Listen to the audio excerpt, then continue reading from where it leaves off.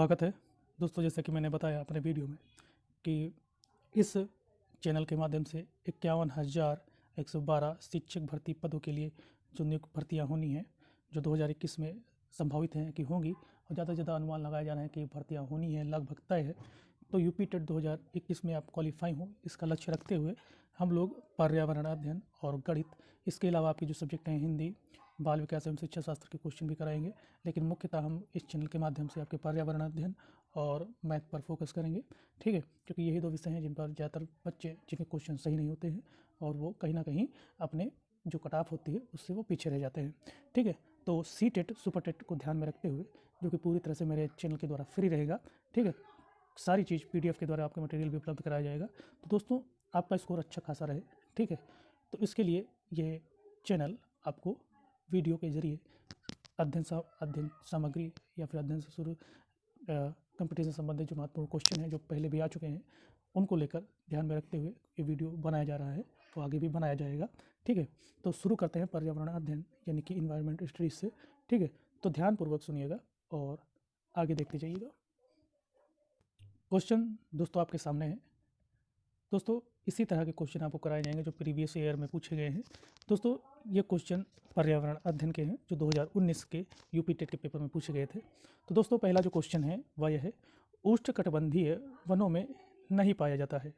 उष्णकटिबंधीय वनों में कौन से जो वृक्ष हैं या फिर पौधे हैं जो नहीं पाए जाते हैं, इनमें कौन ऑप्शन दिए हुए हैं। पहला ऑप्शन है सागौन, आयरनवुड, फिर साल, फिर चीड़। तो दोस्तों, उष्णकटिबंधीय वनों में नहीं पाए जाते हैं, तो इसका जो सही उत्तर है दोस्तों वह है आयरनवुड, जो कि नहीं पाया जाता है उष्णकटिबंधीय वनों में। इसके अलावा उष्णकटिबंधीय वनों में सागौन पाया जाता है, साल का वृक्ष पाया जाता है, चीड़ का वृक्ष पाया जाता है। उष्णकटिबंधीय वन पृथ्वी पर सबसे समृद्ध वन क्षेत्र कहे जाते हैं, जहाँ पर विशाल पेड़ और रंगीन पक्षी भी रहते हैं। जब विशाल पेड़ होंगे तो रंगीन पक्षी भी रहेंगे और स्तनधारी जीव भी रहते हैं। दुनिया का लगभग 80% की प्रजातियाँ दुनिया भर की 80% की प्रजातियाँ उष्णकटिबंधीय क्षेत्रों में पाई जाती हैं। इनका विस्तार आप कहें तो एशिया महाद्वीप में भी है, ऑस्ट्रेलिया में है, अफ्रीका में है, दक्षिणी अमेरिका और मध्य अमेरिका तथा कई प्रशांत महासागर के द्वीपों पर भी ये वन पाए जाते हैं।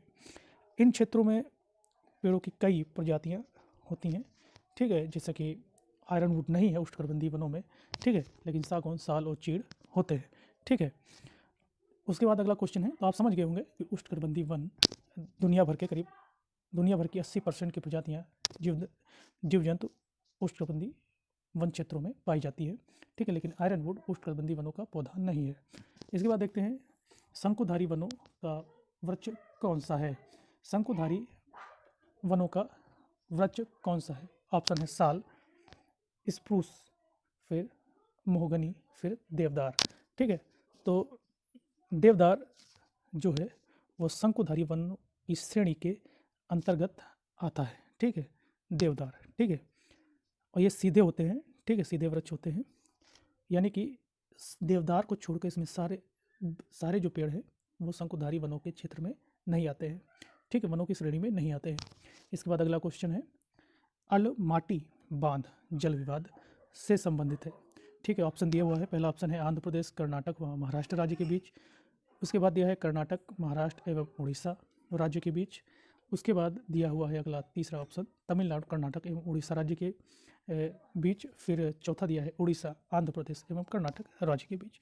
तो दोस्तों, सबसे पहले आपको जानना होगा कि अलमाटी जल बांध विवाद किस नदी पर है, किस नदी को लेकर है। तो सबसे पहले अलमाटी जल बांध जल विवाद जो है कृष्णा नदी का बांध है, जिसको लेकर जिन राज्यों में विवाद है वह है आंध्र प्रदेश, कर्नाटक और महाराष्ट्र राज्य, ठीक है।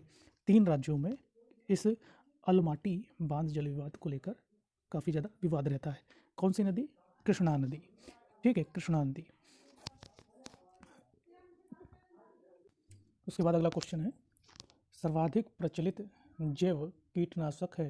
दोस्तों, अगर आप वीडियो देख रहे हैं, अगर आपको जो कमेंट जो आप उत्तर देना चाहें कमेंट के माध्यम से दे सकते हैं। सर्वाधिक प्रचलित जैव कीटनाशक है, ठीक है। तो ऑप्शन है, पहला ऑप्शन है आक, फिर दूसरा है धतूरा, फिर तीसरा है नीम, फिर चौथा है बबूल, ठीक है। सर्वाधिक प्रचलित जैव कीटनाशक, इसका जो सही उत्तर था वह नीम था, ठीक है। दोस्तों, 2019 का यूपी टेट का क्वेश्चन है पर्यावरण अध्ययन से, ठीक है, ये वही क्वेश्चन है। ठीक है, तो सर्वाधिक प्रचलित जैव कीटनाशक नीम होता है। नीम बहुतायत में पाए जाने वाला वृक्ष है जो औषधि गुणों से भरपूर होता है, इसलिए आम जन जीवन में इसका खूब प्रयोग होता है। इसका ज़्यादातर हम लोग प्रयोग करते हैं त्वचा से संबंधित, अगर दाने वाने निकल आते हैं, पेट, आँखों के कुछ रोगों के लिए काम आ जाता है, विषाणु जनित समस्याओं में भी कारगर है। तो इसी तरह से कई रोगों के लिए भी काम आता है। ठीक है, एक जैव कीटनाशक भी है नीम। ठीक है, अगला क्वेश्चन है, पर्यावरण के किस वैचारिक क्षेत्र में पदार्थ के लिए न्यूनतम भंडारण क्षमता है? ठीक है, तो ऑप्शन है वायुमंडल, स्थलमंडल, जलमंडल, जीवमंडल। दोस्तों इसका उत्तर दीजिएगा। ठीक है दोस्तों, इसका उत्तर है पर्यावरण के किस वैचारिक क्षेत्र में पदार्थ के लिए न्यूनतम भंडारण क्षमता है, वह है इसका जो सही उत्तर है वह ए। ठीक है, पर्यावरण के लिए वायुमंडल न्यूनतम भंडारण क्षमता है। ठीक है, पृथ्वी को घेरती हुई जितने स्थान में वायु रहती है उसे वायुमंडल कहते हैं। ठीक है,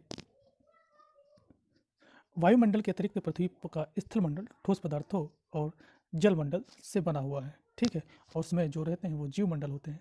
जीव जिसमें रहते हैं वो जीवमंडल होता है। ठीक है, अगला क्वेश्चन, एक पारिस्थितिकी तंत्र में ऊर्जा प्रवाह है। ऑप्शन है द्विदिश, चक्रीय, एक दिशीय, बहुदिशीय। ठीक है, तो इसका जो उत्तर है वह है, सही उत्तर है वह है चक्रीय। पारिस्थितिकी तंत्र में ऊर्जा का प्रवाह चक्रीय रूप से होता है। पारिस्थितिकी तंत्र की संरचना में ऊर्जा का प्रवाह खाद्य श्रृंखला के निम्न स्तर से उच्च स्तर की ओर होता है। ठीक है, तो एक पारिस्थितिकी तंत्र में ऊर्जा का प्रवाह एक चक्रीय प्रवाह रूप है। ठीक है, उसके बाद अगला क्वेश्चन है, निम्न में से कौन सा कथन असत्य यानी कि गलत है? ऑप्शन है पहला, अकार्बनिक पोषक तत्वों का पारिस्थितिकी तंत्र में पुनर्चक्रण होता है। दूसरा ऑप्शन है पारिस्थितिकी तंत्र में ऊर्जा का प्रवाह कार्बन बंध के रूप में होता है। तीसरा ऑप्शन है पारिस्थितिकी तंत्र में ऊर्जा का पुनर्चक्रण होता है। चौथा है श्वसन प्रक्रिया में ऊर्जा उद्गमित होती है। ठीक है, तो इसका जो सही उत्तर है कौन सा उत्तर है, कमेंट के माध्यम से बताइएगा। दोस्तों यही आपका लास्ट उत्तर है। ठीक है, इसको कमेंट के माध्यम से बताइएगा। ठीक है, यही आपका आखिरी प्रश्न है और कोशिश कीजिए कि क्वेश्चन में बताएं। अगर आपको वीडियो अच्छा लगेगा कमेंट कीजिएगा, तभी आपको जितने क्वेश्चन हैं उससे ज़्यादा आपको क्वेश्चन कराए जाएंगे। ठीक है, कमेंट कीजिएगा। ठीक, एक तरह से डेमो क्लास है। ठीक है, तो दोस्तों आपका सहयोग बहुत ज़रूरी है और कोशिश यही रहेगी आपको डेली वीडियो आपको मिल सके। अगर नहीं मिलता है तो उस दिन जिस दिन आप वीडियो छूट जाता है उसके अगले दिन आपको 2 या 3 वीडियो आपको उपलब्ध हो जाएगी। ठीक है, तो करंट अफेयर की वीडियो आपको मिले इसकी भी कोशिश रहेगी सुपर टेट के लिए, क्योंकि सुपर टेट के लिए करंट अफेयर काफ़ी ज़्यादा मायने रखता है। ठीक है, तो दोस्तों वीडियो को लाइक शेयर सब कुछ कीजिएगा और चैनल को सब्सक्राइब कीजिएगा क्योंकि बहुत ज़रूरी भी है, और वीडियो पूरा देखिएगा। ठीक है, जय हिंद, जय भारत।